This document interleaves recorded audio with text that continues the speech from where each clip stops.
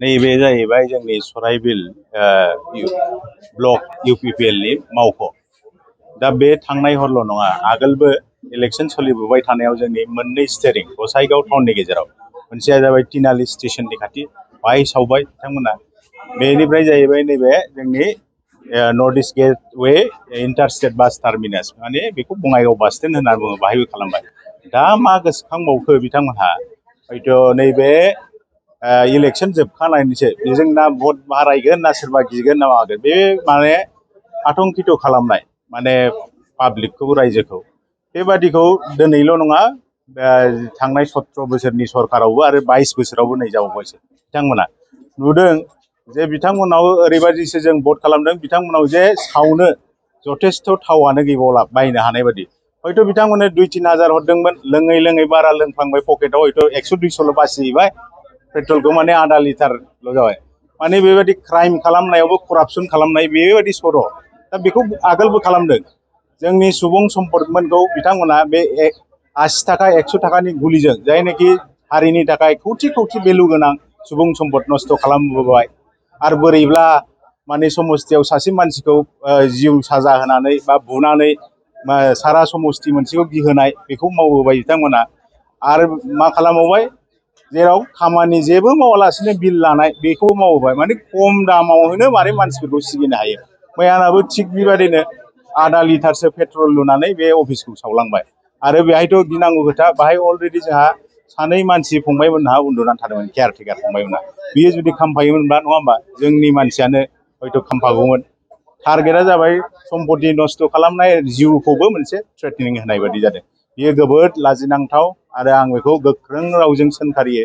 आरो पुलिस बिफानखौबो जाहाथे बेहाय 24 घन्टानि गेजेराव स्ट्रिक्ट एक्सन लानानै जायनाखि बेहाय इनभल्भ, बेखौ आयेन बादि साजा होयो। आरो जोंनाव एथ' मोजां इलेक्सन जालांबाय, जोबलांबाय, बाहायबो बेबायदि खालामनाया लाजिथावथाव। भटआव हयथ' देरहागोन, सोरबा जेनगोन, नङा होमबा, बे थाखायो। बेफोरखौ लानानै समाजाव जे गुबुंले, गावबा गाव मोनसे डमिनेटिं दाबो बिदिखौ गाराब्ला माब्ला थिग जागोन समाजालाय? बे थिग जायाखै। ओंखायनो आं जिल्ला UPPL, गसाइगाव जिल्ला UPPL नि जानानै बेखौ गोख्रों रावै सोंखारिदों। लोगोसे पुलिस बिफानखौ जाहाथे बेखौ नागिरनायाव जायनाखि दसिखौ नागिरनानै आयेन बादियै गोख्रों साजा होयो, बेखौ आं बुंनो सानदों।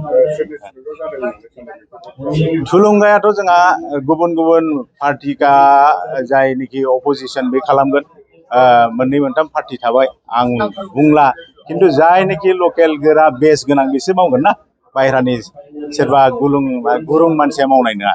जायनाखि बेबायदि खालामग्रानि आखुनि, नङा होमबा, माने खि जाग्रा सैमाया खि जाखायो, बे खि जाग्राया बे जायो आरोखि।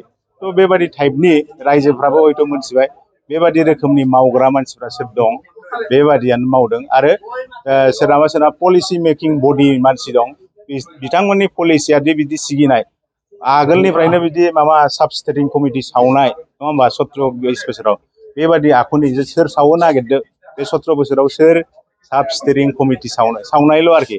अर सलाय खाथि गंसेजों बोरै सिगिनो हायो होननाय, माने खम दामाव माने बुरजा खामानि मावनाय, बे आरो आयेननि राहा लानायखायनो जोङो गसाइगाव पुलिस थानानि सिङाव थानाय असि बिथांनो FIR होबाय। SDPO बिथाङा जोंहा इनभेस्टिगेट खालामफैदों, खालामगासिनो दं। बेखौ थाबैनो आयेनगत साजा लानो नांगोन। मानो होनबा 9थासोआवनो बिथांमोना जमा जमि बिदि नुदोंमोन आरोखि, बेरेखा दोलोनि। आरो बेरेखा दोलोनि जायनाखि गारि लानानै गिदिंबाय थादों, जोंनिनो लकेल दोलो, रिजनेल दोलोनि बिथांमोना दङ। बेहाय सन्देहआ बांसिन जादों। 9थानिफ्राय 10था बाहाय ना हटेल दङ, ना माबा दङ, माने अबजार्भ खालामबाय थादों मानसिया माब्ला एरायो बा माबायो, बेखौ नायबाय थादों। माने बावहाय जानायाथ' माने जोंबो उन्दुगासिनो दंमोन, जोंथ' जेबो मोनथिया। माने बिसोर सावनो थांनाया मथा मथि 1:40 जाबायमोन खोमा। ओमफ्राय बे जानायावहाय माने अराथ' ब्लाव ब्लाव जोंबाय। ओमफ्राय जोङो खेल मोनबाय, मानो एथ' गरम जाखो, जों बेबायदि सानबाय, बेबायदि गरम जाफेरामोन खुनु दिनबो। ओमफ्राय जों सिखारना नायबा अरा ब्लाव ब्लाव जोंनानै दङ। जों हाखु-दाखु सिखारबाय, सिखारनानै ओरै बाहेराजों नायलाबायबाय, मानसि रावबो गैला। बिनिफ्राय जों बिनिफ्राय पाइपखौ लाना थांनानै हाखु-दाखु मेसिन सालायनायखौ जों बन्द' खालामनानैहाय जोङो आरो दसे ओरै गिदिंलाबायनानै जों डाइरेक्ट मानसि रावबो गैलानो गिनानै जों बै पेट्रल पाम्पआवहाय खारना थांनानैहाय जिरायनानै जों मानसिफोरनो, सारमोननो फन हरलाजोब्बाय।